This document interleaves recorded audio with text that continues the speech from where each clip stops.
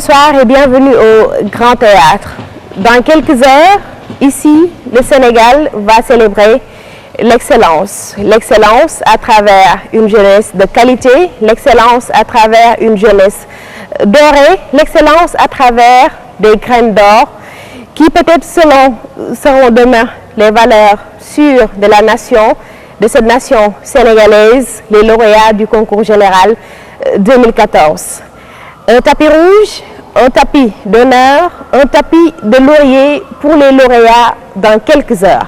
Mais en attendant, la télévision Futur Média, avec le ministère de l'Éducation nationale, déroule une moquette d'honneur. Une moquette d'honneur avec autour de grands hommes, une grande dame qui ont consacré les bonnes feuilles de leur vie à la science. Pourquoi science? Parce que la science est au cœur de cette présente édition du concours général 2014, parce que la science est au début et à la fin de notre existence. Pour en parler, aujourd'hui avec nous, M. Adama Diène. M. Diène, bonsoir. Merci d'avoir répondu à l'invitation de la télévision Futur Média et du ministère de l'Éducation nationale. Merci beaucoup.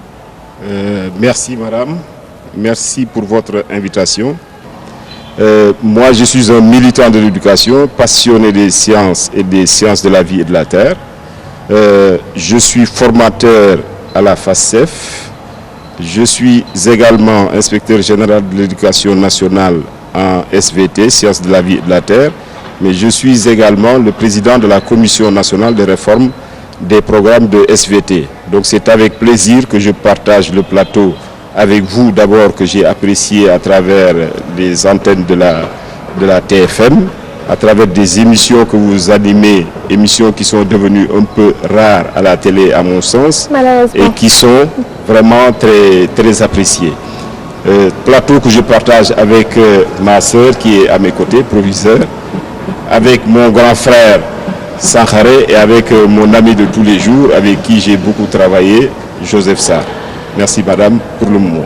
Merci beaucoup, merci M. Diène. Vivement que vous reveniez ici pour l'édition 2015. Ce sera toujours avec le même plaisir de vous recevoir sur ce plateau.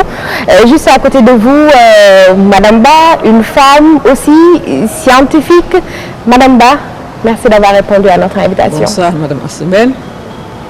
Vous m'offrez l'honneur de partager le plateau avec l'éminent professeur M. Sankhare, avec mon ami Jossar, mais surtout avec mon frère et ami Adama Diène.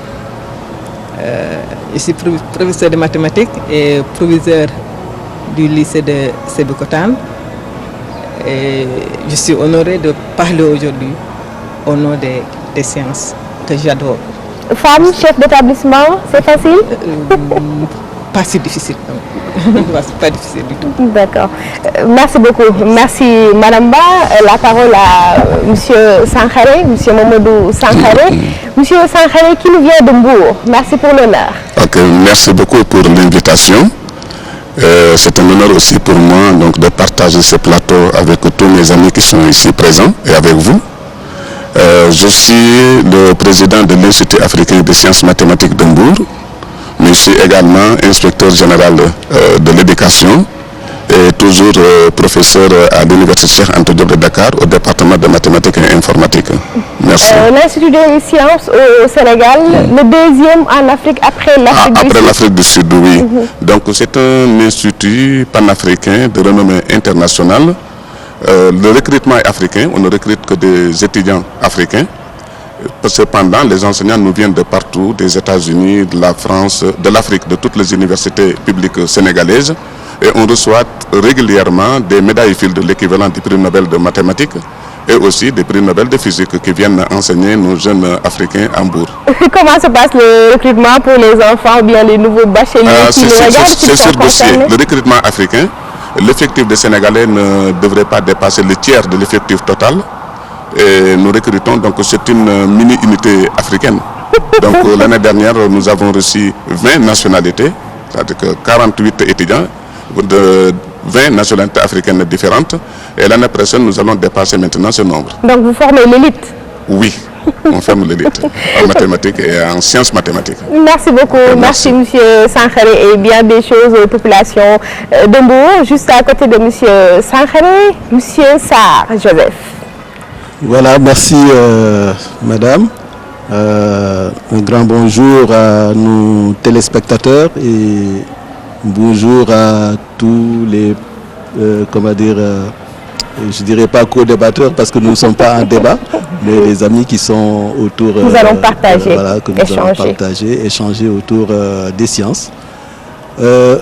Je suis actuellement donc l'assistant pédagogique du secrétaire général en matière sciences et je traite quelques dossiers que le ministre a bien voulu me confier. Je suis en dehors de ça président de l'association des professeurs de mathématiques et ce que bien sûr nous déplorons toujours au niveau des médias, c'est cette dimension mathématique qui n'est pas toujours prise en compte au niveau des médias et nous invitons vraiment des émissions comme celle-là autour des sciences à être développées par bien sûr TFM mais aussi tous les autres médias parce que les sciences en ont besoin. Vivement la promotion de l'éducation dans les médias sénégalais. Monsieur Sarr, vous gardez toujours le micro, vous avez toujours la parole, vous l'avez dit tantôt, vous travaillez avec le ministre. Nous n'allons pas dire que vous êtes dans les secrets des dieux, mais vous êtes dans les secrets du ministère. Pourquoi le choix de la science? Pourquoi le thème de cette année tourne autour de la science? Je crois que c'est bien sûr déjà un signe important, mais il faut le placer dans le contexte d'un Sénégal qui pense à un plan émergent, un plan Sénégal émergent. Aujourd'hui, nous ne pouvons pas parler de l'émergence. C'est un prolongement du PSE? Et je ne dirais pas prolongement, mais un élément, comment dirais-je, intégré. Un maillon de la chaîne. Un maillon de la chaîne et un maillon essentiel de la chaîne pour ce Sénégal émergent. Parce que l'émergence aujourd'hui, nous sommes dans une société du savoir, qu'on le veuille ou non, et ce savoir-là, en fait, son sous-bassement sur... c'est la science de manière générale. Et dans cette science-là, bien sûr, les mathématiques, même si...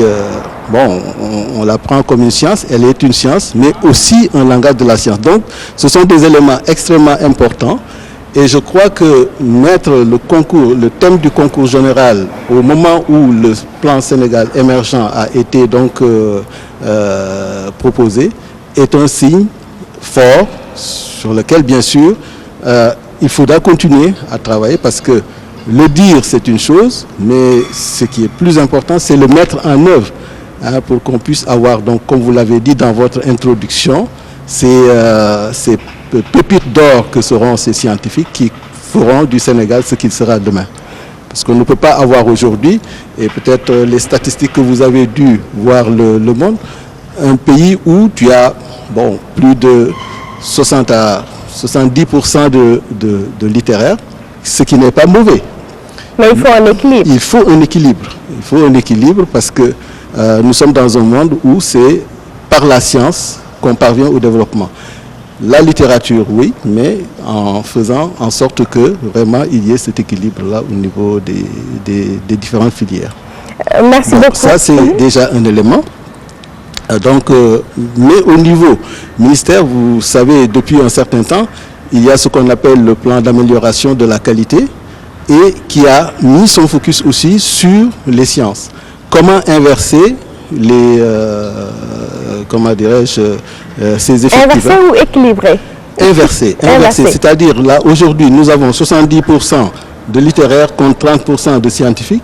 On aimerait avoir 70% de scientifiques contre 30% de littéraires. Et donc, c'est pourquoi je crois que nous n'allons pas revenir ici pour dire pourquoi le désamour, pourquoi il y a beaucoup plus de scientifiques que de littéraires. On pourra en parler, Mais je crois que dans le paquet, cette orientation est aussi importante et le mettre, comment dirais-je, mettre la science au cœur du thème du concours général, au moment où le paquet débute, parce que le paquet vient de commencer, c'est aussi un signe important. D'accord.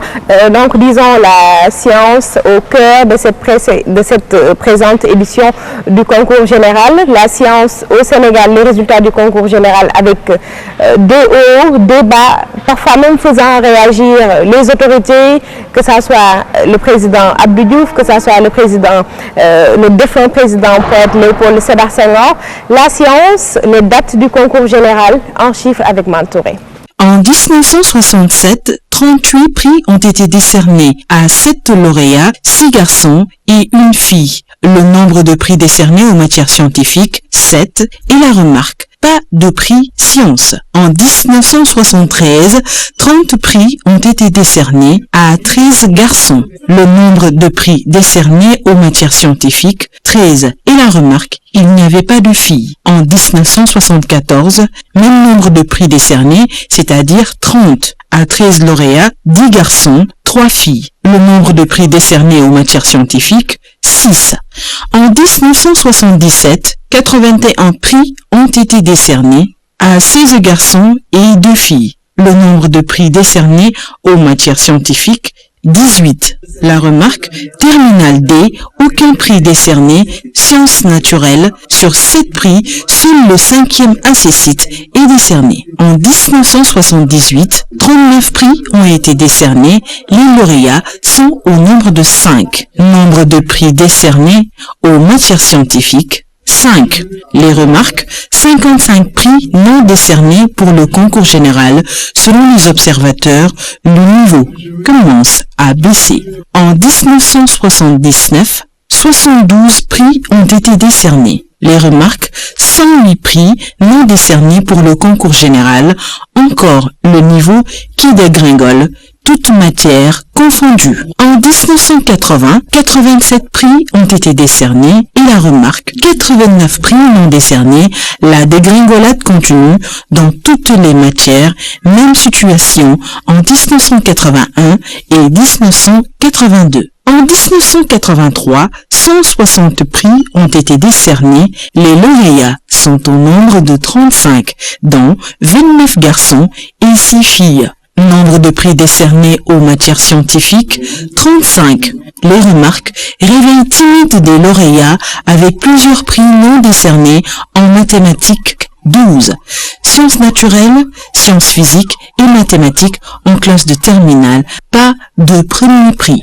En 1984, nombre de prix décernés, 83. Les lauréats sont tous des garçons. Le nombre de prix décernés aux matières scientifiques, 11. Seule remarque, aucun premier prix décerné dans les matières scientifiques. En 1985, nombre de prix décernés, 114.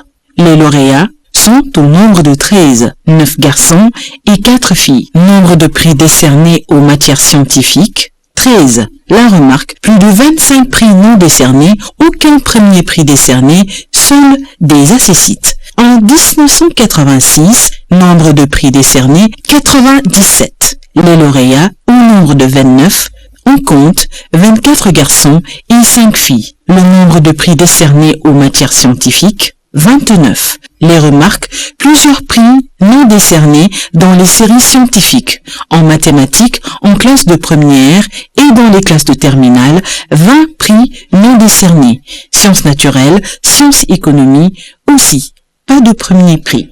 En 1989, nombre de prix décernés, 111. Les lauréats, 25, dont 22 garçons et 3 filles. Nombre de prix décernés aux matières scientifiques, 25. Les remarques, mathématiques, 12 prix non décernés, dont les premiers et deuxièmes prix. Sciences physiques, premier prix non décerné. Voilà, vous avez suivi avec nous les chiffres de sciences du concours général. Première remarque, de 1966 à 1989, l'absence des filles. Madame Ba, ici on ne peut pas parler de parité. Non, là on ne peut pas parler de parité, mais l'absence des filles était due certainement au manque de scolarisation des filles à l'époque. Et surtout au maintien des filles dans le système. Bon, mais j'avais fait un constat quand même, vers les années 70, que dans les séries scientifiques, les séries C qui sont devenues des séries S1, s'il y a des filles, ce sont les meilleures. Ça, c'est un constat général. Quand elles sont là, elles sont les meilleures. Elles sont les meilleures. Elles s'imposent. Elles s'imposent. Et jusqu'à présent, c'est un constat qui est là. Donc, je vois M. Diène qui sourit. Il aura l'occasion de réagir. Voilà.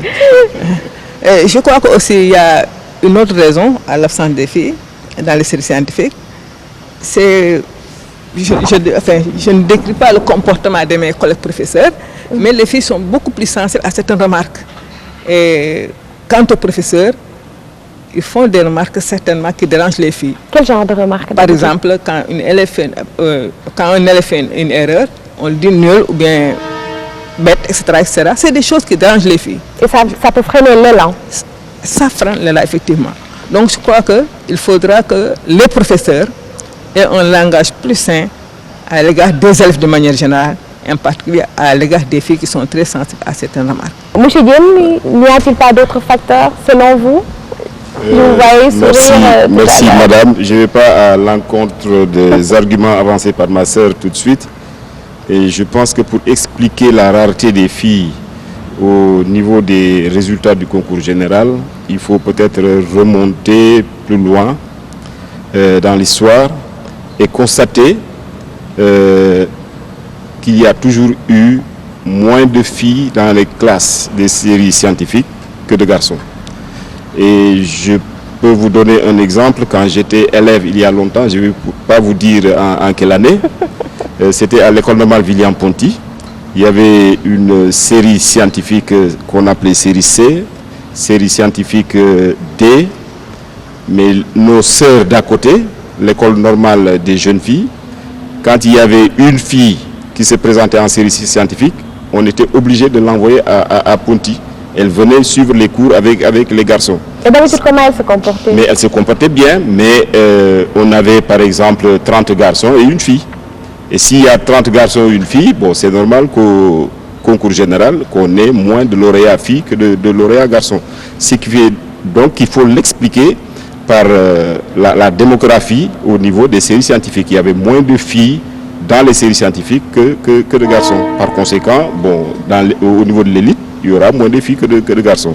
Il y a eu des politiques de promotion des sciences au niveau des filles. Il y a l'ASCOFI, il y a beaucoup de projets dans ce sens-là. Ça a permis d'améliorer... Des projets qui n'existaient pas peut-être en 1966. Qui n'existaient pas à ce moment-là, bien entendu, mais qui ont donné leurs fruits. Et Jo peut-être pourra donner des précisions là-dessus, mais on a constaté que au niveau de la scolarisation, la tendance s'est améliorée. Il y a eu plus d'élèves filles dans les écoles depuis l'école primaire. Ça s'est poursuivi au moyen, ensuite au secondaire et ensuite dans les séries scientifiques. Quand elles sont dans les séries scientifiques, elles sont plus sérieuses dans le travail.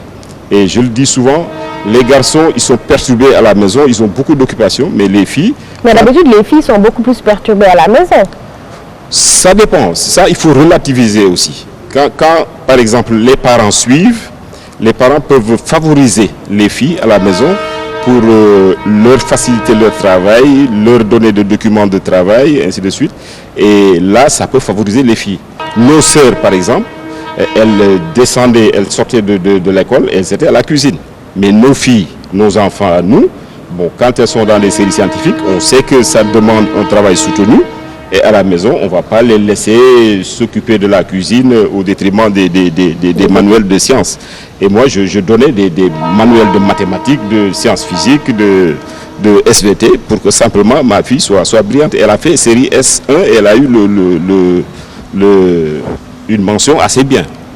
Et lauréate au concours général aussi. Ce qui fait que ma sœur a raison sur ce plan-là. Et j'ai l'habitude de taquiner les filles d'ailleurs en leur disant que si ça continue comme ça, à un certain moment, le président de la République sera une dame. Parce que les filles, quand elles sont dans les séries scientifiques, elles sont les meilleures. Quand elles s'engagent, elles vont... Mais elles ne sont pas nombreuses. Elles ne sont pas nombreuses au niveau des séries scientifiques. Et c'est ce qui fait que leur présence au niveau du concours général se fait ressentir. Il y en a moins au niveau du concours général. D'accord. Merci beaucoup, M. Diène. La parole à M. Sarr. Joseph, Monsieur Sarr, 1966, 1989, 1990, une présence encore timide des filles, mais à partir de 91, 92 et un peu vers 2000, on sent une petite révolution entre guillemets féminine. Oui, oui. Parce que vous savez, cette politique qui a été mise en œuvre sur la discrimination positive a donné des fruits. Parce que ça, il faut le reconnaître. À un moment, comme on le disait Mme Seynabou Diène et Adama, en fait, avant je dirais toute cette période-là, avant de 70, etc., on voyait quand même parfois des étincelles et brillantes. Vous vous rappelez de Rose Dieng. Rose Dieng qui avait au concours général raflé tous les prix, mais elle était seule. Après Rose Dieng, ça a été le déclin dans des familles où les parents comprennent l'enjeu.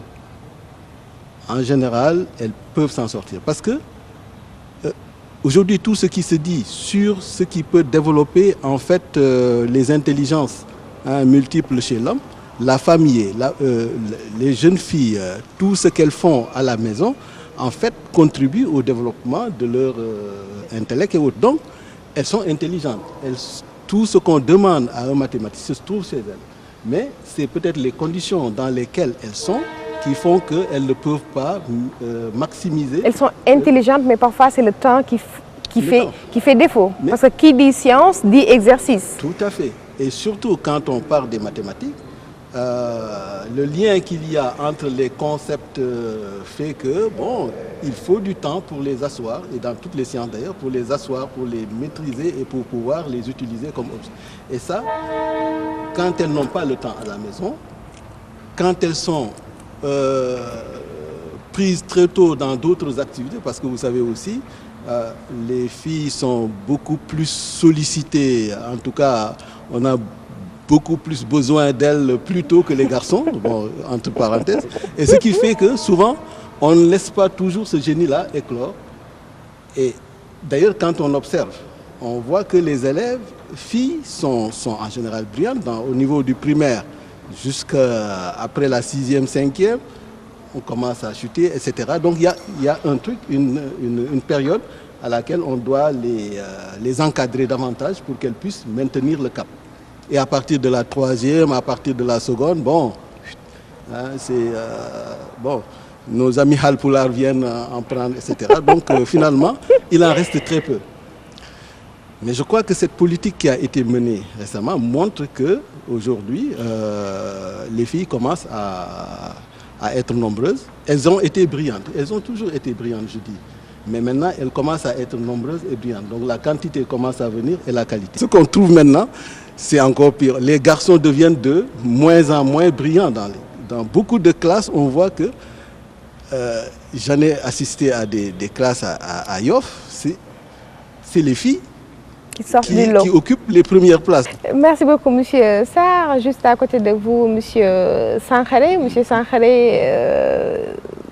qui a l'habitude d'avoir autour de lui des scientifiques, naturellement, tout comme vous tous autour de la table.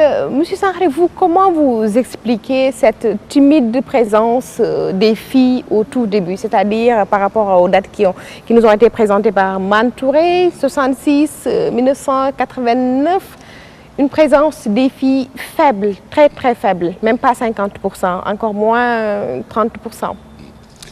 Enfin, moi, je crois que cette absence des filles dans les classes scientifiques peut s'expliquer par des facteurs socio-culturels bloquants, mais qui commencent maintenant à disparaître petit à petit. Des barrières qui tombent. Des barrières qui commencent à tomber. Je crois que c'est cela qui pourrait donc justifier un peu la croissance de la présence des filles dans les classes scientifiques. Alors, on a évoqué tout à l'heure un autre problème, c'est que le niveau des garçons commence à baisser. Ça, je peux comprendre parce qu'ils peuvent se dire, si on ne fait pas des études, on peut devenir lutteur ou footballeur, etc. Alors qu'on n'a pas encore de femmes lutteurs. Il y a des raccourcis. Voilà, c'est tout à fait possible. Les femmes se disent, ou bien c'est la science ou c'est rien du tout. Alors j'ai constaté aussi que quand les femmes s'y mettent, elles sont très brillantes. Par exemple, dans l'Institut Ouané, où on sélectionne vraiment la sélection est très serrée, on a ouvert en 2011, les majeurs de promotion les majeurs des 3 promotions sont des femmes. Et même exceptionnelles. Des femmes exceptionnelles. L'année dernière, nous avons 2 filles ex-aequo exceptionnelles. L'une, c'est une Sénégalaise. Major, qui ont obtenu donc des bourses. L'une d'entre elles, la Sénégalaise, a obtenu même 3 bourses, dont une du Canada, un très grand laboratoire de recherche, et une bourse aussi pour l'IMPA du Brésil, c'est le Centre international de mathématiques pures et appliquées du Brésil, qui est aujourd'hui donc le lieu de pèlerinage de beaucoup de mathématiciens. Donc, il faut y aller au moins. Ah oui. Très très brillante. C'est pourquoi je me suis dit, est-ce que ce n'était pas parce que les hommes voyaient que les femmes étaient brillantes qu'on a opté pour une parité pondérée.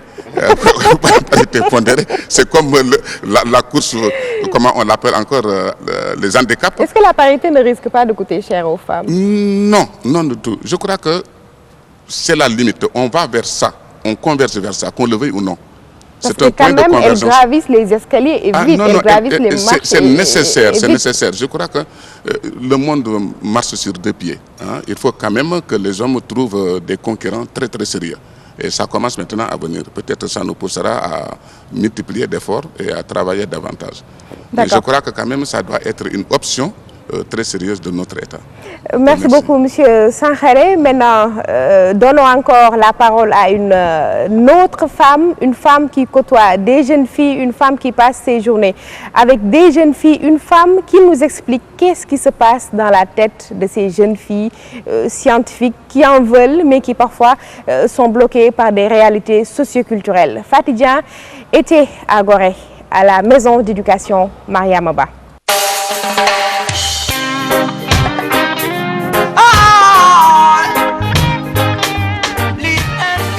Maison d'éducation Mariama Ba de Gorée, une école d'excellence qui enregistre naturellement d'excellents résultats.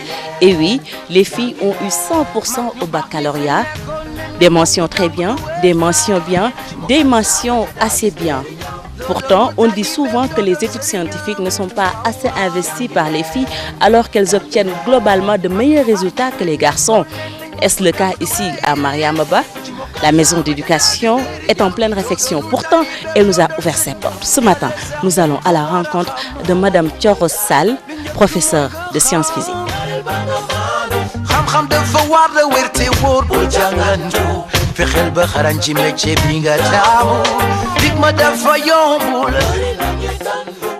C'est Madame Faye Thioro Sall, je suis prof de sciences physiques à Mariama Ba. Je suis là depuis octobre 95, donc bientôt 20 ans. Pour la série donc S1 et S2, les élèves donc, ont de l'engouement pour aller en seconde S. Mais en général, avant même le premier semestre, avant la fin du premier semestre, donc, comme le dit M. Diba, prof de ce jour, il y a des envoyés vers la seconde L. En première S aussi, envoyé vers première L, ainsi de suite en terminale. Donc, nous vivons ça chaque année. Nous constatons donc la désaffection des séries scientifiques. Les élèves donc quittent les séries scientifiques. Donc, c'est un peu lié peut-être, il y a beaucoup de choses à faire en S. En S, quand les filles réussissent, en général, elles réussissent très bien. Donc, c'est le constat. Maintenant, le problème, c'est accéder dans ces séries et y rester.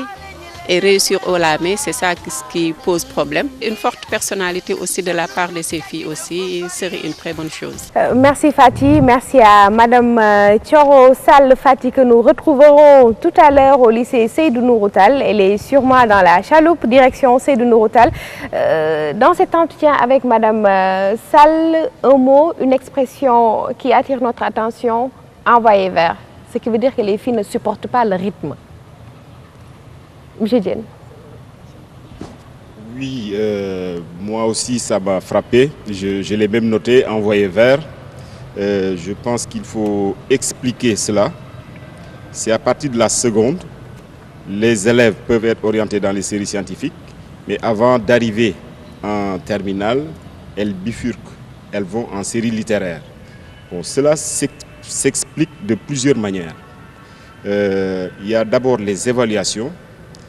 En seconde, lorsqu'on fait les évaluations, c'est sur la base de composition. Mais la classe de seconde aussi est très difficile. Oui, très C'est difficile. comme la classe de C'est très quatrième. difficile. Mais je veux expliquer simplement pourquoi il y a des envoyés verts. Parce que simplement, il y a biais au niveau de l'évaluation. Les élèves ne sont pas bien évalués. On n'a pas bien identifié leur profil. Et lorsque ces filles arrivent en première, elles constatent qu'elles n'ont pas en fait le profil scientifique et elles vont bifurquer. Et elles ont raison sur ce plan-là. Parce que Donc il y a une erreur de choix au tout il y a une début. erreur d'orientation, une erreur d'évaluation et peut-être même un problème de formation des professeurs qui ont en charge cette évaluation-là. Parce que pour pouvoir identifier un profil d'entrée en première, il faut des techniques précises, voir quelles sont les compétences, elle en a parlé tout à l'heure, quelles sont les compétences de base qui sont indispensables pour aller dans les séries scientifiques. Parce que lorsque l'élève n'a pas certaines compétences de base, il est préférable de l'orienter vers les séries littéraires que de maintenir cet élève-là dans les séries scientifiques. Parce que cet élève risque d'avoir des problèmes, sinon en première, plus tard en terminale. Par conséquent, il y aura toujours des envoyés verts. Et heureusement qu'il y a ces envoyés verts, parce que ça permet d'éviter des échecs plus tard. Si par exemple on les réoriente en série littéraire, elles vont briller, elles peuvent avoir le bac avec mention, être même des lauréates au concours général dans les séries littéraires. Et c'est pourquoi cette orientation est une étape importante dans le suivi des élèves. Elle a aussi soulevé un problème, je pense que c'est le problème de la formation des professeurs. Lorsque les professeurs sont formés, il y a la formation dans plusieurs approches. Elle a cité ce qu'on appelle l'approche par compétence. Bon, c'est une approche qui a été introduite au Sénégal il n'y a pas très longtemps, mais elle a souligné un problème, c'est le manque d'appropriation de cette approche par compétence par les professeurs. D'où la nécessité d'insister sur la formation des professeurs sur cette approche par compétence-là. Parce que ce n'est pas quelque chose de simple. Parce qu'il faut comprendre ce qu'est une compétence. Donc le professeur, il doit comprendre ce qu'est une compétence. Mais une fois qu'il comprend ce qu'est une compétence, il faut qu'il sache que la compétence est accompagnée de ce qu'on appelle des savoirs associés. Et quand on parle de savoirs associés, c'est là où je vais vers les sciences. Les savoirs associés, c'est surtout des connaissances scientifiques. Et une fois que tant que les connaissances scientifiques ne sont pas bien installées, la compétence ne pourra pas être installée. Donc il faut savoir détecter le bon profil. Il faut détecter le bon profil. Quand les élèves sont à l'internat, ces élèves disposent de beaucoup de temps pour travailler. Ça, c'est d'un. Deuxièmement, ces élèves bénéficient de ce qu'on appelle l'encadrement rapproché. Les professeurs sont là pratiquement de 8h à 20h. Et à tout moment, ces élèves peuvent disposer de ces professeurs-là pour les aider, pour leur donner des documents, pour leur expliquer. Donc il y a un coaching continu. Il y a un coaching, c'est le mot qu'il faut. Et les élèves, il faut les coacher au plan scientifique pour qu'ils soient brillants plus tard et pour qu'ils soient des lauréats au concours général. Merci beaucoup, M. Diène. M. Sangaré, juste après le BFM, sur la ligne de départ, tout le monde est bien aligné. Au top départ, il y a des gens qui n'arrivent pas à suivre, il y a des élèves qui n'arrivent pas à suivre. Alors là, pas du tout. Oui, alors moi je trouve aussi que c'est dû peut-être, on vient de le dire, au problème d'encadrement. Le deuxième problème, c'est qu'on ne demande pas aux enseignants de sélectionner des génies. On leur demande de former des génies. Quand vous dites « je ne prends pas un étudiant à partir de 14 ans », donc ce qu'on veut, c'est que la capacité de professeur réside dans le fait qu'il ait la capacité de prendre un cancre à la rentrée, à la sortie, de faire de lui un génie. C'est ça qu'on demande. Mais vous prenez quelqu'un qui est un génie, qui est très très fort, il risque de décroître. Voilà, ce qu'on demande, c'est la croissance. Prendre quelqu'un qui a 10 en mathématiques ou 9 en mathématiques, qu'à la sortie en terminale, qu'il ait des notes aux alentours de 18-19. Ce qui demande un suivi. Ouais, un suivi, bon, il faut dire aussi, c'est ce qu'on ne fait plus. Il y a peut-être 30 ans, il y avait de très bons encadrements dans les établissements. Aujourd'hui, il n'y a plus d'encadrement. On enseigne. Qui comprend, c'est tant mieux. Qui ne comprend pas, c'est tant pis. Et puis, on s'en va. C'est exactement ça. Il faut quand même qu'on revienne maintenant à ces pratiques d'encadrement, de voir les étudiants. Par exemple, ça nous est arrivé dans notre institut Hambourg. une fille sénégalaise très très brillante au début. Quelques mois après, elle commençait vraiment à avoir beaucoup de problèmes. On s'est renseigné, nous avons trouvé qu'elle avait des problèmes familiaux. Bon, moi, je suis allé directement rencontrer ses parents, discuter avec eux.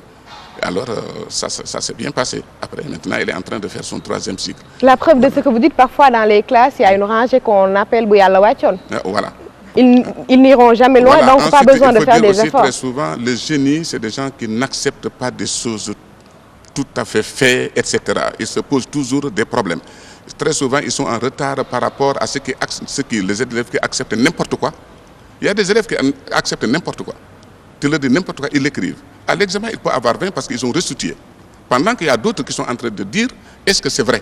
Ils réfléchissent. Ils réfléchissent. Ils remettent en voilà, cause. ils ont un peu, voilà. Après ça, c'est arrivé à plusieurs savants comme Einstein et d'autres. On a un grand mathématicien du nom de Grothendieck, il est encore vivant. Il n'était pas du tout brillant. Et aujourd'hui, je crois que la communauté mathématique lui doit 80% des œuvres mathématiques d'aujourd'hui. Parce qu'il y a la culture de l'excellence. Il y a le milieu. Et après, il a bénéficié d'un bon encadrement quand il préparait son 3e cycle. Voilà, je crois qu'il faut quand même qu'on retourne revoir nos pratiques donc dans les établissements. Retourner à l'orthodoxie, Madame Ba, est-ce que souvent les élèves aussi ne choisissent pas les séries scientifiques par suivisme? Parce que je suis en classe de 3e, ma copine, elle va faire S, moi aussi je vais faire S, alors que la capacité intellectuelle n'est pas là.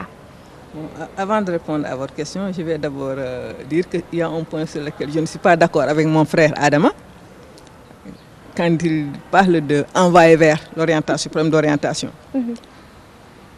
Comme l'a dit M. Sangaré, au niveau des orientations, je crois que les professeurs sont trop sévères. Ils mettent un quota, on oriente à un S à partir de 12. Tous les élèves qui sont orientés à S1, par exemple, ont 12 en mathématiques, 12 en PC. Moi, j'ai toujours été contre. Et j'ai toujours eu des problèmes quand je suis devenu chef d'établissement avec mes adjoints. Ils ne sont pas forcément les meilleurs? Mais on ne choisit pas forcément les meilleurs. Je dis le mérite comme le dit le professeur Sangaré, le mérite d'un professeur, c'est de prendre quelqu'un qui a 9 et de l'amener à 15 ou 12. C'est ça le mérite d'un professeur. Mais quand on a des élèves qui ont à partir de 12, 15, 16, alors, ils ont le bac, ils ont la mention, mais où est le mérite du professeur? Mais si un élève à 9, on l'amène à 15 en terminale S1, là, le professeur est méritant. Donc moi, tel que se passent les orientations, au niveau de la classe de seconde, de la classe de première, je suis farouchement contre. Pour vous, qu'est-ce qu'il faut? Non, il faut... Je crois qu'un élève qui a 10 en maths, 10 en PC peut faire la série S1 valablement et être bien encadré. C'est la raison pour laquelle on a des 5 élèves en terminale S1, 5 élèves en terminale S1. On mobilise un pro de maths, on mobilise un pro de PC. Pour 5 élèves, vous trouvez ça normal? Alors qu'on a la possibilité d'avoir 10, 20, 30. Quand je suis arrivé pour la première fois au lycée Abdoulaye Sadji avec une classe de terminale C, j'avais 30 élèves. 30 élèves. C'était en quelle année? En 1992. 30 élèves. Alors pourquoi les gens veulent avoir des 5 élèves? Parce qu'il y a 100%. Tout le monde va avoir 100%. Donc pour vous, il ne faut pas prendre que la crème? Il ne faut pas prendre que la crème. Et là aussi, j'interpelle les décideurs, Jo est là. C'est parce que les gosses actuellement, les filles comme les garçons, filles la série S1, c'est parce que quand on a la mention passable en S1, on est traité de la même manière que les autres.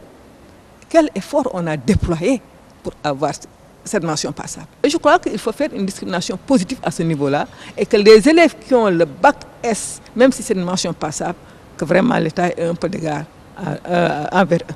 C'est ça que je propose, que ce soit des filles ou les garçons. Donc là, la notion d'orientation, je ne suis pas d'accord. Tout le monde est prédestiné aux sciences parce que c'est à part de la 3e qu'ils sont orientés. Et les professeurs, comment dirais-je, l'orientation, c'est sur la base de notes.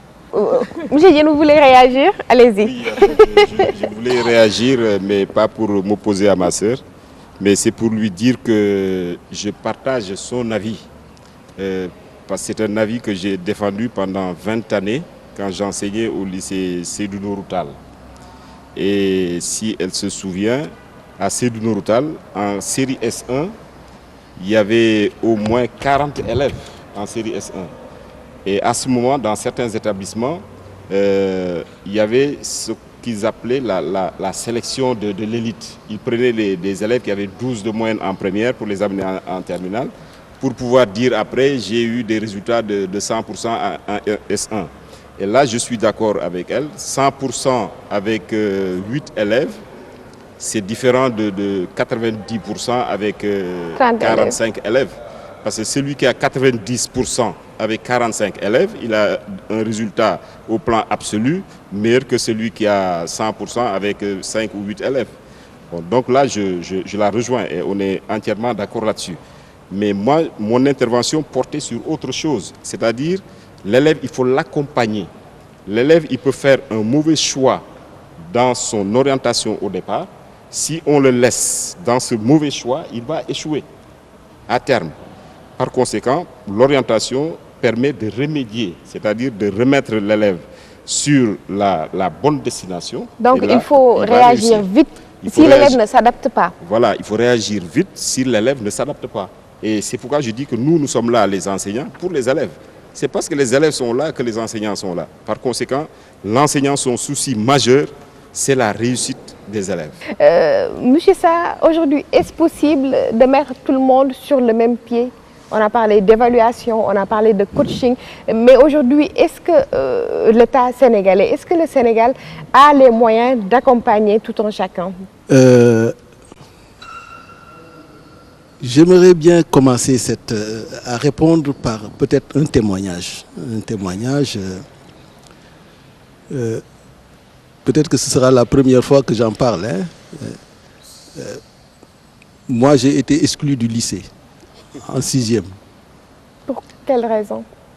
Non-travail, parce que, bon, j'étais bien encadré à l'élémentaire. En 6e, je sentais la liberté, il n'y avait plus d'encadrement, donc je prenais mon temps. Je l'utilisais comme je voulais.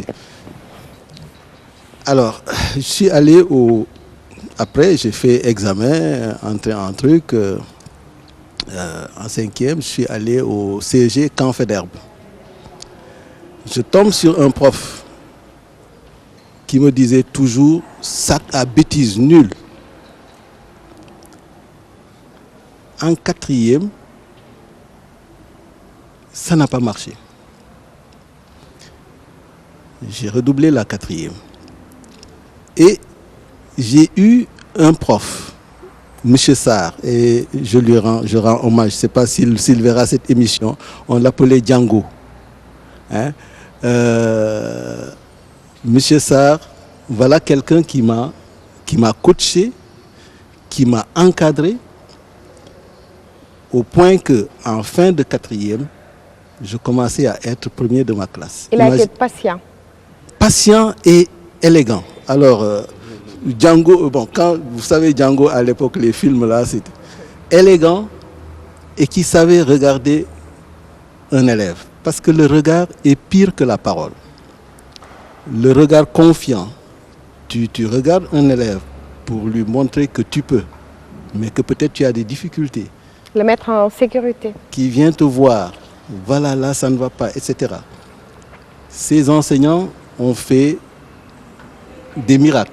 Parce que personne ne pouvait dire qu'aujourd'hui, je serai président de l'association des profs de maths. Parce que c'est uniquement cela que je peux donner comme truc. Hein? Un enseignant, c'est un formateur d'hommes. Au-delà de la formation de l'esprit, c'est un formateur d'hommes. Et il y a de grands enseignants, de très bons enseignants qui sont là et qui l'ont fait. Maintenant, tous ces enseignants qui briment les élèves, qui les cassent très tôt, parce qu'il faut dire qu'il y a des génies tardifs, des gens qui se réveillent tardivement. Et je suis d'accord sur ce que dit Madame Diène. Il ne faut pas chercher dans les établissements à dire qu'il n'y a que ceux qui ont 12 qui vont passer. Au nom de quoi? Quels sont les professeurs? Quel est le nombre de professeurs de mathématiques qui ont eu une mention bien? Parce que dire 12, c'est mention assez bien. Il y en a plein qui ont eu une mention passable au bac. Donc vous voulez dire, comme les diplômes, les notes ne confèrent pas la connaissance? Le potentiel, même si ça explique quelque part. Le potentiel d'un individu, ce qui fait de lui ce qu'il sera demain, ce n'est pas toujours les notes. Vous savez d'ailleurs, si on analyse bien en mathématiques, les notes, on additionne des éléments qui ne sont pas dans un même ensemble, un ensemble qui n'est pas ordonné, etc. On a un ensemble ouvert ou fermé? Non, c'est que mathématiquement, la note n'a pas de sens. Dans certains pays, ce n'est pas la note qu'on donne. On donne autre chose. On essaie de voir dans quel, où est-ce que tu es, etc. Là, ouais, la note n'a pas de sens. J'ai un 0 en conduite et 12 en maths. On additionne, quelle est ma moyenne? Je suis, si j'ai cette moyenne de 6, qu'est-ce que ça veut dire? J'ai 12 en maths, donc je suis bon en maths, mais 0 en conduite. Mais on fait la moyenne, ma moyenne, ça chute. On dira que je suis quoi? Je suis bon en quoi? Donc, mais bon, c'est un système qui arrange tout le monde, donc on le maintient. Mais il faut analyser ce qu'il y a derrière la note. Et c'est ça qui est plus important. Quelles sont les compétences? C'est pourquoi quand on parle aujourd'hui d'approche par les compétences, le concept est excellent. Mais il faut qu'on aille vers la compétence. La mesure de la performance qui est liée à cette compétence. Donc pour vous, il ne faut pas s'arrêter à la moyenne finale. Non. Il faut aller beaucoup plus loin. Justement, elle a parlé tout à l'heure d'une chose extrêmement importante. La moyenne des notes obtenues après évaluation sommative. On a fait un devoir à la fin, sans avoir évalué formativement pour voir ce que je sais. Sanction, on fait la moyenne, je n'ai pas la moyenne. Mais que peut-être au fond de moi, il y a un processus de maturation qui a commencé, mais qui a été bloqué avec la moyenne. On dira donc que je suis nul, parce que je ne suis pas arrivé à avoir le 10. Alors que peut-être on m'aurait laissé, on m'aurait encadré, on m'aurait formé un tout petit peu, j'aurais sauté le truc. Mais ça, on ne le fait pas. Et c'est pourquoi, je dirais, bon, on ne pourra pas parler de crime, parce qu'on ne voit jamais ce qui aurait dû se passer. Mais peut-être qu'on a tué beaucoup de génies qui auraient pu faire mieux et qui ne l'ont pas fait. Moi, peut-être on m'aurait liquidé, vous ne m'aurez pas connu ici, si je n'avais pas la chance de rencontrer celui-là. Et il y en a plein dans ce pays-là qui n'ont pas eu la chance d'avoir celui-là au bon moment. Alors, c'est pourquoi le système doit être tel que, faire en sorte que cet encadrement, ces élèves qui n'ont pas quelqu'un qui les coach, puissent le trouver. Et actuellement, le ministre de l'Éducation est en train de penser à ressources numériques pour tous. J'espère que ce projet-là aura lieu. Parce que c'est un projet qui permet à tout élève, là où tu seras, tu puisses avoir accès à des enseignants qui pourront, en tout cas, répondre à tes questions. Nous avons un problème d'énergie, nous avons un problème d'eau, nous avons des problèmes de santé, etc. Comment utiliser la science pour régler ces problèmes? Sinon, la science n'a pas de sens. La science, si elle est théorique, si elle règle des problèmes, d'ailleurs qu'elle ne règle pas nos problèmes, elle n'a pas de sens. Et c'est bien possible parce que Abdou Diouf aussi disait, avec la science, il est possible de construire de nouvelles cités. Absolument, absolument. Et vous verrez que si vous voyez la littérature, certains pays, comme les États-Unis, à un moment, on dit, si c'était quelqu'un d'autre qui a fait de notre système ce qu'il est, c'est-à-dire un système médiocre en sciences, on lui déclarerait la guerre. Les États-Unis, before it's late, ils ont écrit un texte, before it's late. Si quelqu'un de l'extérieur nous avait mis notre système comme il est, un système médiocre en sciences, nous allons lui déclarer la guerre. Donc ils ont compris très tôt le rôle de la science dans le développement d'une nation. Ils ont mis un dispositif. C'est la même chose ici. Si quelqu'un au niveau du Sénégal fait que notre enseignement des sciences est médiocre, on devait lui déclarer la guerre. Mais si c'est nous, déclarons-nous la guerre à l'interne et qu'on cherche à résoudre ce problème. Voilà, merci beaucoup Monsieur Sarr. Après Mariam Ba, nous allons au lycée Thierno Seydou Nourou Tall pour toujours parler sciences, parler de l'engagement des professeurs, parler de l'engagement des élèves et des filles.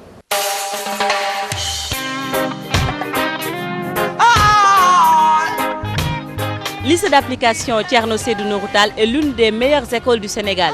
Avec son taux de réussite au baccalauréat estimé à plus de 80%, l'école est prestigieuse. Ici, filles et garçons s'intéressent aux études scientifiques. Les filles jouent un rôle important. Elles excellent dans ce domaine, selon les professeurs. En tout cas, 2 professeurs, justement, nous attendent à l'intérieur de l'établissement. Il s'agit de M. Mas Diop, professeur de PC, sciences physiques, et de M. Biram Sarr, professeur des sciences de la vie et de la terre. Tout ce qu'on peut dire, ici au lycée Thierno Seydou Nourou Tall, entre les filles et les études scientifiques, ce n'est pas la désaffection. Au contraire, c'est une histoire d'amour.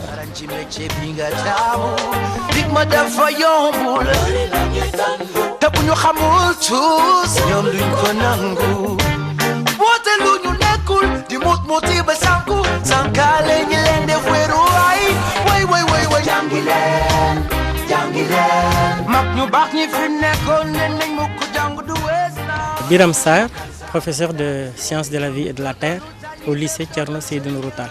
C'est Mas Diop, professeur de sciences physiques au lycée Thierno Seydou Nourou Tall. Dans nos classes, les effectifs des filles pratiquement égalisent ceux des garçons, sinon les dépassent. Si on prend exemple la classe terminale SDB que j'ai gérée cette année, il y avait à peine 20 garçons et 38 filles. Et que j'ai vu que les filles étaient plus motivées que les garçons. Et que aussi le cadre était plus important. Et que là, vraiment, les parents poussent les élèves, surtout les filles, à plus travailler et à même les forcer à faire les séries scientifiques. Même si parfois ça peut poser problème.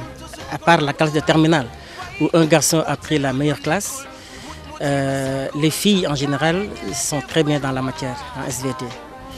Il y a une fille particulièrement qui a eu la mention bien, là où le premier de la classe a eu une mention assez bien.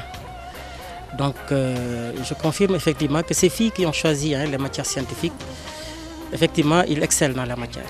C'est plus facile, je crois, en elles, c'est ma manière de voir les choses, parce que dans les séries scientifiques, vraiment ça demande beaucoup de sacrifices. Est-ce que la fille est préparée pour faire ces sacrifices? Exemple, si vous allez à Vélingara, là, ça devient trop difficile pour la fille parce que souvent les moyens ne suivent pas. Les filles doivent préparer parfois même le repas avant de venir à l'école. Et que aussi, il y a des filles qui quittent les villages pour venir au niveau ce qu'on appelle de Vélingara pour faire. Alors ça demande, vraiment, c'est très difficile pour ces filles-là. Mais souvent, j'ai plus d'élèves filles maintenant que de garçons. Il y a des élèves de S1, il y a des élèves de S2, je vois, j'en ai beaucoup. Mais même le taux dans mon groupe est plus important pour les filles que pour les garçons.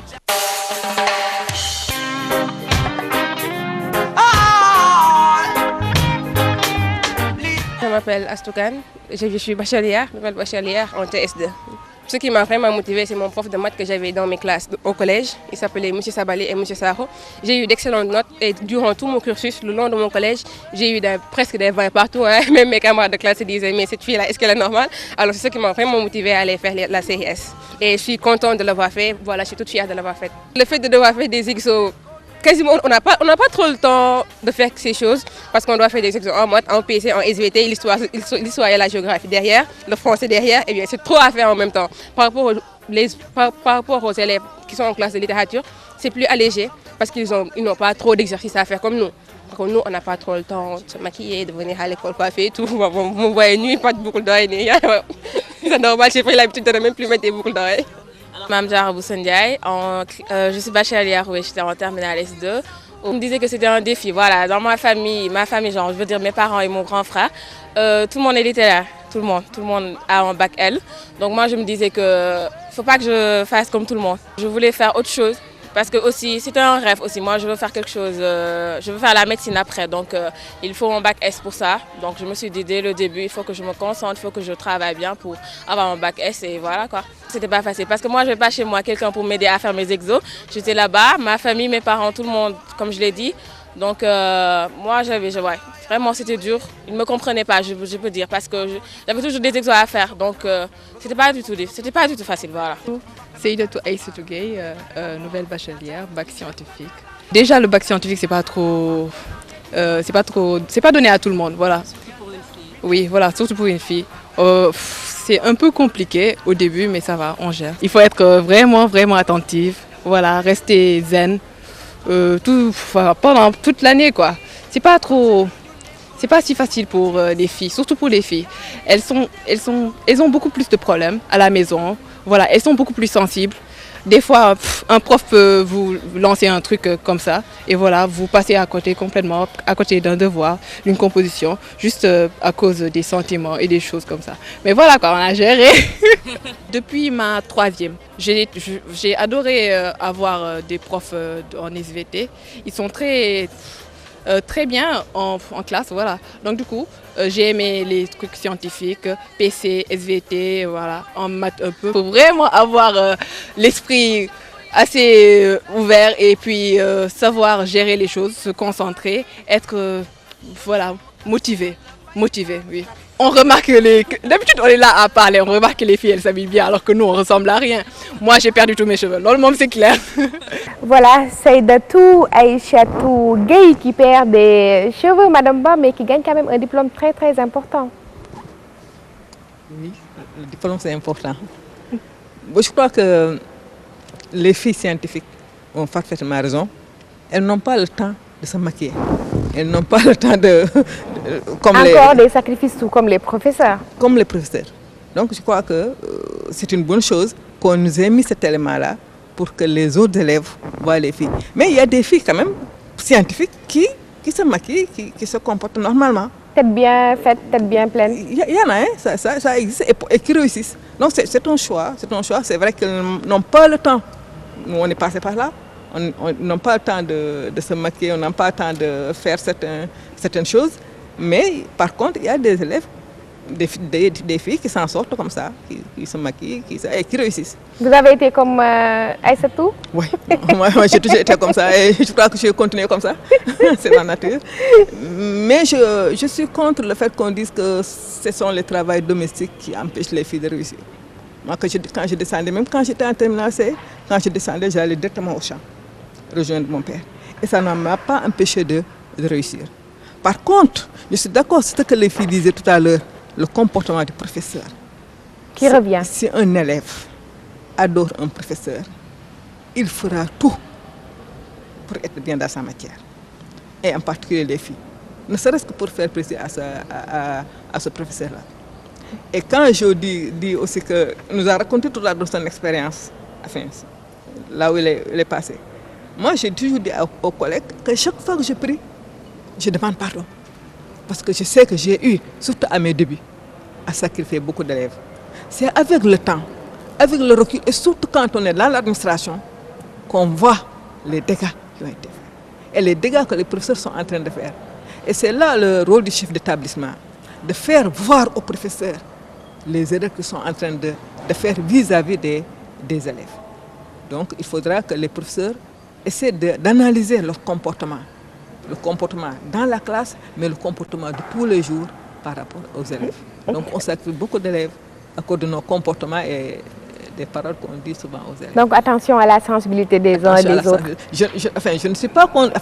les professeurs peuvent penser que je jette des pierres dans le jardin, mais non, je veux attirer tout simplement l'attention des professeurs parce qu'avec le recul, je sais que j'ai fait beaucoup de dégâts et vraiment, je ne voudrais pas que ce qui m'est arrivé arrive aux professeurs qui sont là.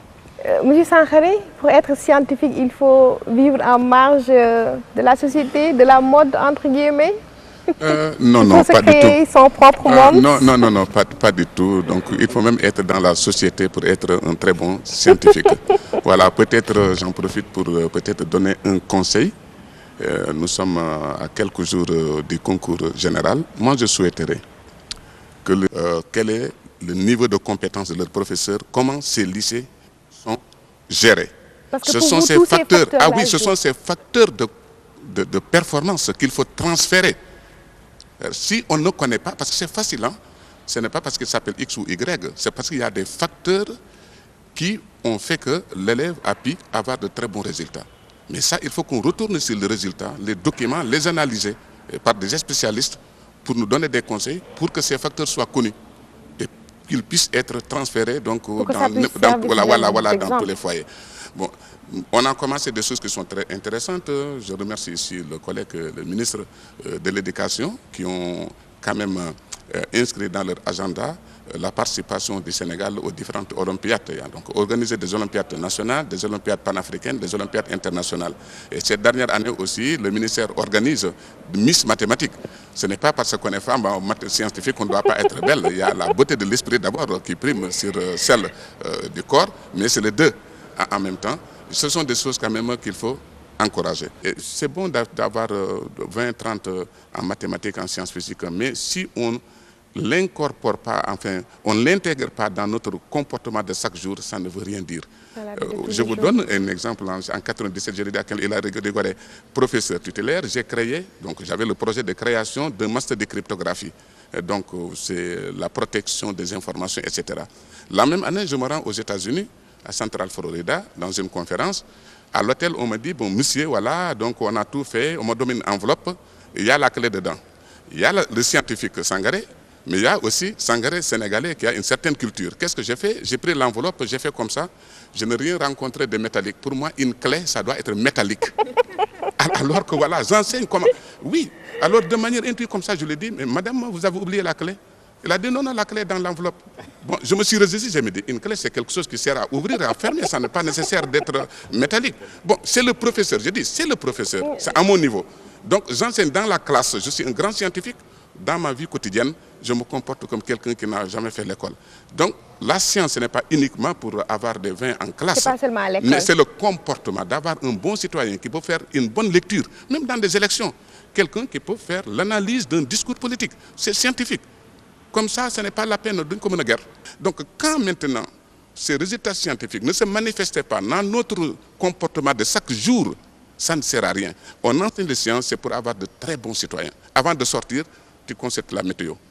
Dans un marché, on te donne de la viande, tu dis, ah non, non, non, donne-moi l'étiquette. Parce que je suis fragile, assis, c'est cela. Même un sous-vêtement, il faut demander de quelle matière donc, elle est fabriquée. Voilà donc ce qu'on appelle science. Donc il y a la classe, il y a la rue, et je crois que ce que vous avez fait aujourd'hui, c'est très important. On souhaite que les médias nous aident à vulgariser la science et pour que cette science se manifeste dans le comportement de tous les Sénégalais. Merci beaucoup, M. Sangaré. Parole à M. Diène. Avec ces filles que nous venons de voir, on se rend compte que c'est bien possible. Oui, je dirais c'est bien possible, mais avant cela, permettez-moi d'exprimer mon émotion parce que j'ai servi pendant 20 années de ma vie dans ce lycée, le lycée Thierno Seydou Nourou Tall, et je dois rendre hommage à l'ensemble des personnels de ce lycée que je connais bien. C'est une famille et ça rejoint ce qu'on disait tout à l'heure. Ce que tout le monde a dit, il faut que la communauté éducative s'oriente vers un seul objectif, la réussite des élèves. Et c'est ce qui se passe à Seydou Nourou Tall. Ce qui se passe aussi dans certains autres établissements qui certainement vont avoir de bons résultats aux différents examens, que ce soit le BFM comme le baccalauréat. Parce que dans ces établissements, il y a ce qu'on appelle l'effet école. C'est ce que les psychologues appellent effet école. À Seydou Nourou Tall, les professeurs, autant pour moi, sont très proches des élèves. Ils sont à l'écoute des élèves. Et à tout moment, ils peuvent répondre à leurs préoccupations. Ce qui doit être le comportement de Ce qui doit être le comportement de tous les professeurs, de tous les enseignants bien formés, ce qui me permet d'aller vers la formation des enseignants. Un enseignant, c'est quelqu'un qui est formé. Tout à l'heure, on a parlé de l'évaluation. Sangaré parlait de l'évaluation formative accompagnée de l'évaluation sommative. On parlait de remédiation. Mais tout cela montre l'importance de l'évaluation dans la formation de l'enseignant. Un enseignant, il enseigne, mais on a l'habitude de dire qu'on n'enseigne pas si les élèves n'apprennent pas.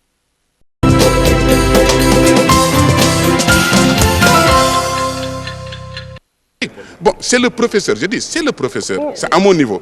Donc j'enseigne dans la classe, je suis un grand scientifique. Dans ma vie quotidienne, je me comporte comme quelqu'un qui n'a jamais fait l'école. Donc, la science, ce n'est pas uniquement pour avoir des 20 en classe. C'est pas seulement à l'école. Mais c'est le comportement d'avoir un bon citoyen qui peut faire une bonne lecture, même dans des élections. Quelqu'un qui peut faire l'analyse d'un discours politique. C'est scientifique. Comme ça, ce n'est pas la peine d'une commune guerre. Donc, quand maintenant, ces résultats scientifiques ne se manifestaient pas dans notre comportement de chaque jour, ça ne sert à rien. On enseigne les sciences, c'est pour avoir de très bons citoyens. Avant de sortir, tu consultes la météo. Dans un marché, on te donne de la viande, tu dis, ah non, donne-moi l'étiquette, parce que je suis fragile, assis, c'est cela. Même un sous-vêtement, il faut demander de quelle matière donc, elle est fabriquée. Voilà donc ce qu'on appelle science. Donc il y a la classe, il y a la rue, et je crois que ce que vous avez fait aujourd'hui, c'est très important. On souhaite que les médias nous aident à vulgariser la science et pour que cette science se manifeste dans le comportement de tous les Sénégalais. Merci beaucoup, M. Sangaré. Parole à M. Diène. Avec ces filles que nous venons de voir, on se rend compte que c'est bien possible. Oui, je dirais c'est bien possible, mais avant cela, permettez-moi d'exprimer mon émotion parce que j'ai servi pendant 20 années de ma vie dans ce lycée, le lycée Thierno Seydou Nourou Tall, et je dois rendre hommage à l'ensemble des personnels de ce lycée que je connais bien. C'est une famille et ça rejoint ce qu'on disait tout à l'heure, ce que tout le monde a dit. Il faut que la communauté éducative s'oriente vers un seul objectif, la réussite des élèves. Et c'est ce qui se passe à Seydou Nourou Tall. Ce qui se passe aussi dans certains autres établissements qui certainement vont avoir de bons résultats aux différents examens, que ce soit le BFM comme le baccalauréat. Parce que dans ces établissements, il y a ce qu'on appelle l'effet école. C'est ce que les psychologues appellent effet école. À Seydou Nourou Tall, les élèves, les professeurs, autant pour moi, sont très proches des élèves. Ils sont à l'écoute des élèves. Et à tout moment, ils peuvent répondre à leurs préoccupations. Ce qui doit être le comportement de Ce qui doit être le comportement de tous les professeurs, de tous les enseignants bien formés, ce qui me permet d'aller vers la formation des enseignants. Un enseignant, c'est quelqu'un qui est formé. Tout à l'heure, on a parlé de l'évaluation. Sangaré parlait de l'évaluation formative, accompagnée de l'évaluation sommative. On parlait de remédiation. Mais tout cela montre l'importance de l'évaluation dans la formation de l'enseignant. Un enseignant, il enseigne, mais on a l'habitude de dire qu'on n'enseigne pas si les élèves n'apprennent pas. Alors que si les élèves apprennent, ça veut dire qu'on est en train d'enseigner. Mais comment savoir qu'on a enseigné si lors de l'évaluation formative, lors de l'évaluation sommative, on constate qu'il y a des acquis au niveau des apprenants. Le doyen parlait tout à l'heure de l'évaluation de façon générale, mais moi je pense qu'il a touché du doigt le véritable problème parce que l'évaluation ne se fait pas de façon quantitative seulement, ça se fait aussi de façon qualitative. Et c'est pourquoi il y a des conseils de classe, il y a des jurys dans les différents examens et c'est pour pouvoir rectifier ce que la quantité seulement dit. Il faut donc regarder au niveau de la qualité pour régler ça. Mais tout à l'heure, Jo m'a interpellé un peu en parlant des hygiènes et je pense qu'il a raison de parler des hygiènes et des programmes. Ce sont les inspecteurs généraux de l'éducation nationale. Ce sont les inspecteurs généraux de l'éducation nationale. Ils ont à charge les programmes scolaires et il a raison de les interpeller. Mais je pense qu'au niveau du ministère, il doit y avoir une politique hardie de réforme des programmes avec des structures indépendantes. Si par exemple il y a une structure indépendante qu'on pourrait appeler Commission nationale des programmes, avec un président de cette commission, à cette commission on peut relier des sous-commissions disciplinaires. Au niveau de chaque sous-commission disciplinaire, il y aurait un président. Le président peut concevoir une manière d'avoir des programmes au niveau national. Et c'est ce que j'appelle le programme des programmes. Donc c'est au sommet des programmes. Et au niveau des disciplines, il y aura des programmes disciplinaires. Et si on le fait, il y aura l'articulation dont il parle. Parce que à propos d'articulation, on a tous constaté qu'il n'y a pas l'articulation qu'il fallait. Parce qu'il n'y a pas d'échange permanent entre le moyen, le secondaire, l'élémentaire et même le préscolaire, alors que le système éducatif est un tout. Donc il faut un link entre les différentes branches. Voilà, il faut un link entre les différentes branches et c'est pourquoi d'ailleurs quand on parle de paquet, on parle d'éducation et de formation, il faut même aller jusqu'à la formation professionnelle et à l'enseignement technique parce que l'éducation est un tout. Et au niveau de la formation technique, ils sont très avancés en matière d'approche par compétences et je pense qu'ils peuvent faire la contamination au niveau de l'enseignement général, ce qui fait qu'on pourra avoir un enseignement fondé sur l'approche par compétences, un enseignement qui sera plus efficace. Et si on le fait, je suis sûr qu'on va arriver à de meilleurs résultats. Je m'en voudrais quand même si... Il faut qu'on y aille un peu plus vite. Oui, je n'insistais pas sur ce que une des élèves a souligné en parlant de volonté. J'ai parlé d'effet école, d'effet enseignant, mais il y a la volonté de l'élève de vouloir réussir et de vouloir réussir dans une série scientifique, par exemple. Et cet élève a besoin d'un accompagnement, c'est l'accompagnement des parents. Et si cela est fait, je suis sûr qu'on aura beaucoup plus d'élèves dans les séries scientifiques et par conséquent beaucoup plus de lauréats dans les séries scientifiques au concours général. Merci beaucoup. Monsieur Sarr, volonté, conviction ferme, il faut un tout pour l'éducation. Oui, je crois qu'à un moment, il faut, bien sûr, chercher à être coquette, c'est une excellente chose. Mais aussi avoir des ambitions, chercher à être, je dirais, coquette pour son pays. C'est-à-dire, la beauté physique peut aider... Il faut avoir une tête bien pleine qu'une tête bien faite. Bon, je suis désolée de le dire. Je dirais peut-être pour les filles, il faut les deux. Mais chercher à plaire à un homme, un garçon, ça c'est éphémère. Ce qui est plus important, c'est pouvoir avoir cette tête bien faite qui permette de servir à un niveau de responsabilité très élevé dans son pays. Et pour cela, il faut s'investir dans les sciences, bon, bien sûr dans les lettres aussi. Et c'est cette volonté de vouloir réussir les sciences qui fait que, en général, les filles réussissent. Cette volonté, je disais tout à l'heure, les dispositions intellectuelles, elles les ont toutes.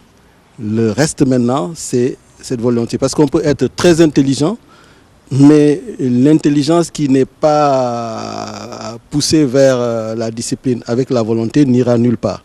On pourra faire autre chose. C'est pourquoi donc je dis, avec les filles, c'est très possible. Quand elles le veulent, elles peuvent réussir.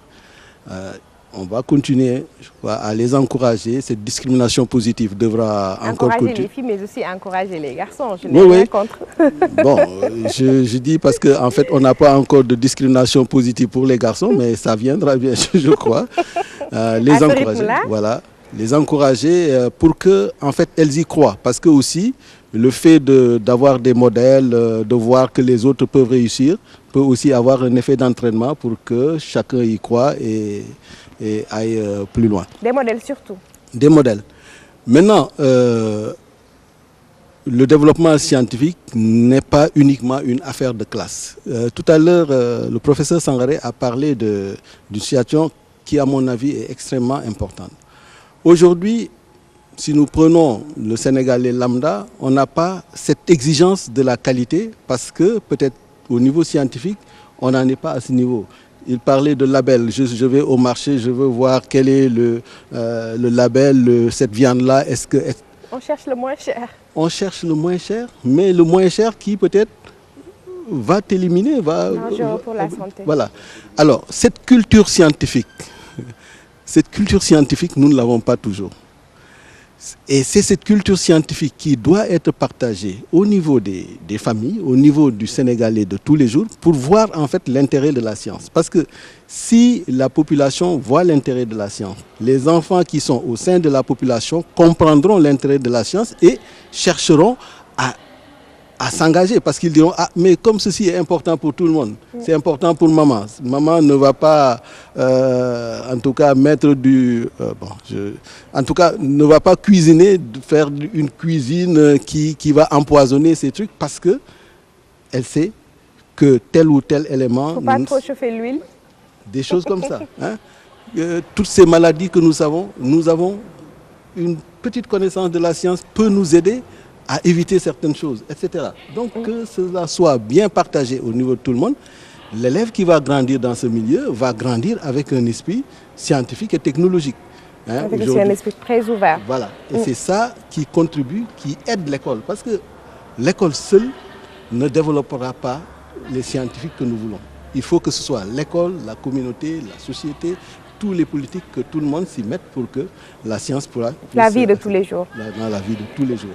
Parce que chaque jour, là où nous sommes, ici, c'est la science qui, comme disait l'autre, les mathématiques, c'est le langage de la nature qu'on a tout simplement synthétisé. Donc tout ce qui est autour de nous, dans lequel nous sommes, c'est la science qui... Un bon scientifique, un bon citoyen. Merci beaucoup, M.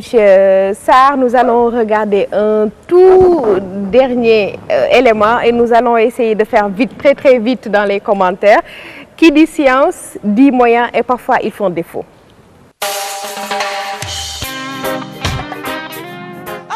Le labo PC, voilà ce labo que je parlais. Ici, vous avez un oscilloscope qui ne marche pas, alors que ça devait être une base concernant pour les classes de première, de terminale et de seconde S. Mais on ne parvient pas à faire des parce que l'oscilloscope ne marche pas. On utilise ça comme support pour nos élèves toujours. Voilà que le matériel d'électricité. En haut, on a quelques matériels liés à l'optique. Et là, ce qu'on appelle sont les matériels didactiques. Là, on a autour du matériel, là encore. On est pour la chimie. Mais c'est presque des bouteilles vides. Hein. Pour faire certains, il faut aller à l'école normale et chercher ce qu'on appelle du matériel. Pour un lycée d'application, ça c'est inadmis.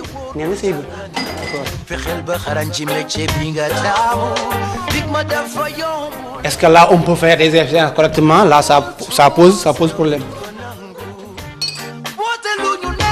Je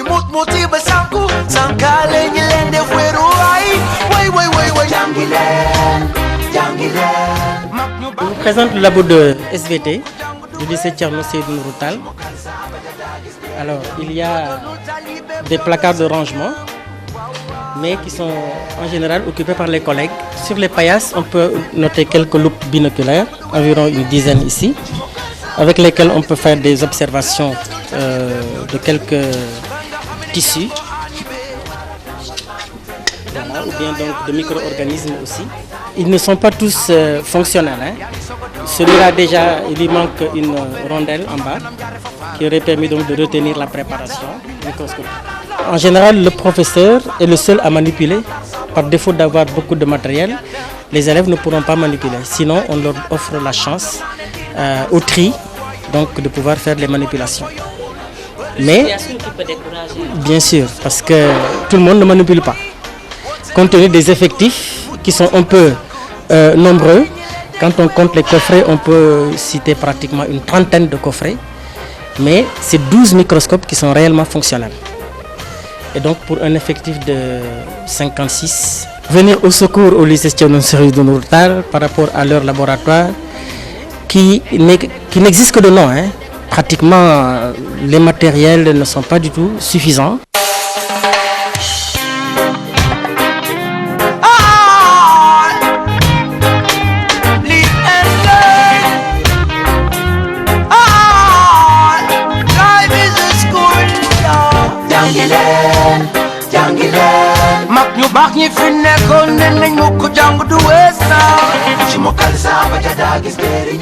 Ici, nous rangeons notre verrerie dans l'armoire et un peu de solutions que l'on prépare donc durant les séances. Donc voilà ce qu'on a là comme verrerie, c'est tout ce qu'on a. Oui, c'est tout ce qu'on a. Donc, chaque année, donc, on dit au moins à l'administration de donner un petit 25 000, quelque chose comme ça, pour renouveler, tant soit peu.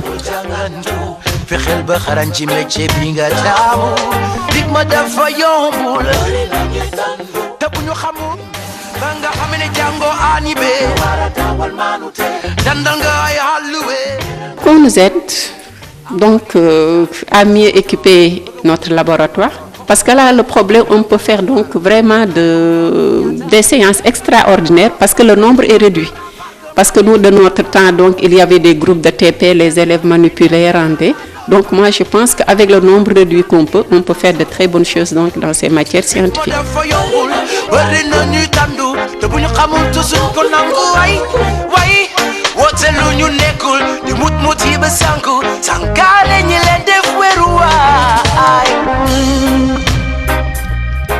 Merci à Fatih, merci au lycée Thierno Seydou Nourou Tall et à la maison d'éducation Mariama Ba.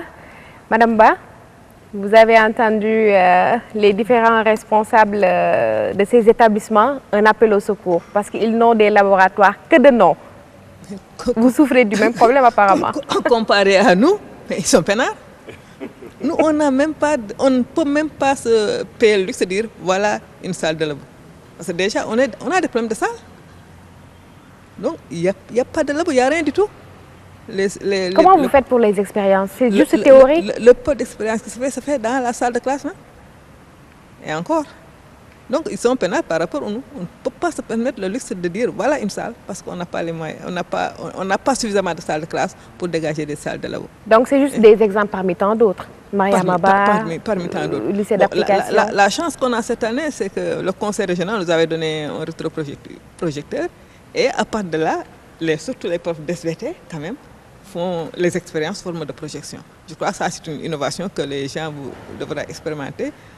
Les gosses ne manipulent pas, mais ils voient des gens manipuler en attendant d'avoir mieux. Voilà. Donc je crois qu'ils doivent s'estimer heureux comparé à certains établissements. Monsieur Diène, on dit souvent que science sans conscience n'est que ruine de l'âme et science sans matériel pour les expériences. Oui, en fait, je confirme, science sans conscience n'est que ruine de l'âme. Mais science sans matériel, ce n'est pas science non plus. Et je pense que l'exposé a montré cela. Mais il y a des moyens quand même de contourner le manque de matériel. Ma sœur l'a dit tantôt, les professeurs de SVT, j'en suis un, ils sont assez imaginatifs. Et s'ils n'ont pas assez de matériel pour faire les expériences, ils projettent le film montrant l'expérience. Ce qui fait que les élèves vont voir l'expérience telle qu'elle se déroule. Et ensuite, les élèves vont exploiter les résultats. Donc mais impossible de pratiquer. Impossible de pratiquer, mais ça vaut mieux que de ne pas pratiquer, de ne pas voir non plus. Donc c'est un moyen de pallier ce manque de matériel. Il y a l'environnement numérique de travail. Maintenant, il faut aussi qu'on s'adapte. Le matériel, c'est bien beau, mais si on ne peut pas en disposer, il faut utiliser les supports numériques. Je parlais tout à l'heure de ressources numériques et je pense que le 21e siècle va aller vers ça. Hein? Absolument, on va aller vers ça. Il faudra donc essayer d'utiliser le numérique pour pouvoir remplacer ce manque de matériel. Il y a des choses qui sont irremplaçables. On ne peut pas faire de la géologie si on ne va pas sur le terrain. On ne peut pas faire de la biologie si on n'a pas un être vivant avec soi. On ne peut pas faire de l'observation si on n'a pas le matériel nécessaire. Mais certaines expériences, telles que les expériences de chimie, par exemple, lorsqu'on veut montrer la réaction d'une substance chimique sur une autre, on n'a pas besoin de dépenser des millions pour ça. L'élève peut regarder le film, voir que, par exemple, quand on met de la liqueur de Féline dans du glucose à chaud à ébullition, il y a précipité rouge brique. Ça, on peut le montrer par un film. Et ce film ne coûte rien. Une fois qu'on l'a, on peut projeter ça 1000 fois. Ça permet donc d'économiser beaucoup de choses. Il y a aussi un autre moyen de pallier ce manque de matériel, c'est de solliciter les élèves. Parfois, les élèves peuvent apporter du matériel que le prof ne soupçonnait même pas. Parce que simplement, à la maison, papa ou maman ont le matériel à la maison. Voilà, ils vont faire du recyclage et ça motive les élèves. Et le prof peut ainsi participer à la motivation de l'élève en lui demandant d'apporter le matériel s'il en a. Et une fois que l'élève apporte cela, il lui met un bonus à côté. La prochaine fois, les autres élèves vont faire l'effort d'apporter le matériel et on va faire du bon travail. Donc il faut faire preuve d'imagination. De créativité. Avoir l'esprit créatif, avoir la créativité. Et c'est ça aussi la science. Jo n'en a pas parlé, mais il a toujours l'habitude de parler de compétences de vie courante. La science, elle est partout. La science, c'est dans la cuisine. La bonne qui nettoie, qui utilise de l'eau de javel, il faut qu'elle sache l'eau de javel qu'elle utilise pour nettoyer la vaisselle. C'est pourquoi? C'est pour tuer les microbes pour éviter que ces micropathogènes transmettent des maladies à la famille. Comment faire pour que la bonne qui est illettrée comprenne cela? Bon, il faudra qu'on arrive à cela. Bon, comment reconnaître par exemple les signes d'un AVC? Comment reconnaître les signes d'un infarctus? Mais tout ça, c'est la science. Donc, ce qui veut dire qu'il faut rendre accessible la science pour permettre à tout un chacun de se l'approprier. Justement, et j'ai un ami, le professeur Babacar Gueye, qui parlait d'alphabétisation scientifique. Il faut que la science soit partout, à la portée de tout le monde. Qu'elle soit aussi attrayante. Qu'elle soit attrayante, et je pense que c'est sorti dans un élément, c'est le professeur de sciences physiques de Maria Maba qui le disait. Il faut que la science soit attrayante. Et c'est lorsqu'elle est attrayante qu'elle attire les jeunes, et les jeunes vont se livrer à ça, et ils vont faire des miracles après. Et il faut qu'on se mette à ça. Et pour cela, maintenant, il faut que l'État quand même donne les moyens. Et quand je dis les moyens, il faut un minimum. Il faut un minimum de moyens. Nous verrons ça tout à l'heure avec monsieur Joseph Sarr. Merci beaucoup, monsieur Diène.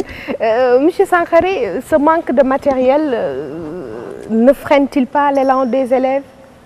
Bon, moi je dis qu'il faut qu'on travaille en fonction des moyens disponibles. Nous ne sommes pas un pays très très riche, mais à défaut de pouvoir doter nos établissements, donc chaque lycée d'un bon laboratoire, je crois, à mon avis, qu'il faut quand même renforcer les blocs scientifiques qui souffrent actuellement. Blocs scientifiques donc, qui peuvent regrouper certains lycées, être donc un lieu d'expérimentation pour beaucoup de lycées donc, de la même zone. Voilà. En attendant, mais quand même, il faut investir dans la science parce que ça vaut la peine. C'est indispensable et c'est toujours rentable. Il faut le faire, il faut que ça soit vraiment une option.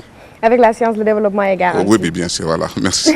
Merci beaucoup, M. Sangaré. Nous allons terminer par M. Sarr. M. Sarr, vous avez vu les images des laboratoires, pas de moyens, des politiques en cours, en vue de la part de l'État. Oui, c'est une situation, bien sûr, que le paquet a eu à analyser, à identifier. Et il y a un certain nombre de projets qui sont en cours, qui sont d'ailleurs validés par la Banque mondiale. Par exemple, là, M. Sangaré parlait de BST. Au moins 20 BST seront construits pour renforcer les BST existants. D'ici à 2000 15, 16. Disons, en tout cas, c'est dans l'espace du paquet, le temps que va durer le paquet, parce que vous savez aussi qu'un laboratoire, par exemple, un laboratoire correct, c'est 65 millions dans une université, dans un lycée. Si on a 250 lycées, c'est 65 millions fois 250. Donc, vous faites le calcul. Voilà. Donc, ce sont des choses qui peuvent se faire progressivement. Et je sais que le ministre de l'Éducation en fait vraiment son cheval de bataille. J'ai parlé des ressources numériques tout à l'heure. Le lycée d'excellence, vous avez entendu parler aussi, un projet de lycée d'excellence de construction. Tout est bouclé, donc maintenant c'est au niveau du financement. L'équipement des lycées, peut-être que le lycée de Madame Ba en fera partie. Oui, un lycée scientifique d'excellence. Parce que là aussi, cette option de faire de la science vraiment le centre des projets à venir fait qu'il y a des options comme ça. Bon, mais ce qui est surtout important au niveau du moyen, la Banque mondiale a accepté d'accompagner tous les collèges, en tout cas qui auront des projets d'établissement centrés sur les sciences, de les accompagner et de les subventionner. Parce que vous savez que le projet d'établissement est devenu une obligation au niveau du système sénégalais. Tout établissement doit avoir un projet. Donc l'espoir est permis. Voilà, mais c'est des projets d'établissement centrés sur les sciences. Et donc c'est ça la nouveauté. il faudra que ce qui est recherché comme résultats finaux soit des éléments qui font développer la science au sein de l'établissement. Donc globalement, en tout cas au niveau du ministère de l'Éducation, vraiment cette option est prise et le ministre veille véritablement à ça parce que nous qui travaillons sur certains projets, nous voyons avec quelle ardeur il nous coach, il nous appelle pour voir où est-ce que nous en sommes. Merci beaucoup, M. Sarr. Ce sera au grand bonheur des élèves, des chefs d'établissement, mais aussi des parents d'élèves. Merci à vous, chers invités. Merci d'avoir répondu à l'invitation de la télévision Futur Média. Merci à l'équipe technique. Merci aux journalistes qui ont collaboré, qui ont participé à la production de cette émission. On se retrouve dans quelques heures, juste le temps d'aller dormir, se changer et revenir pour célébrer nos lauréats, pour célébrer ces gens, ces jeunes qui font la fierté de toute une nation. Une femme aussi sera célébrée ce jeudi, Marie-Thérèse Basse Itea de l'Institut de technologie alimentaire. Elle sera célébrée, une femme qui a du mérite, qui a tout donné à son pays, le consommer local, le Sénégal le lui doit. Merci beaucoup, merci à vous chers téléspectateurs. Rendez-vous demain pour célébrer le concours général. Merci.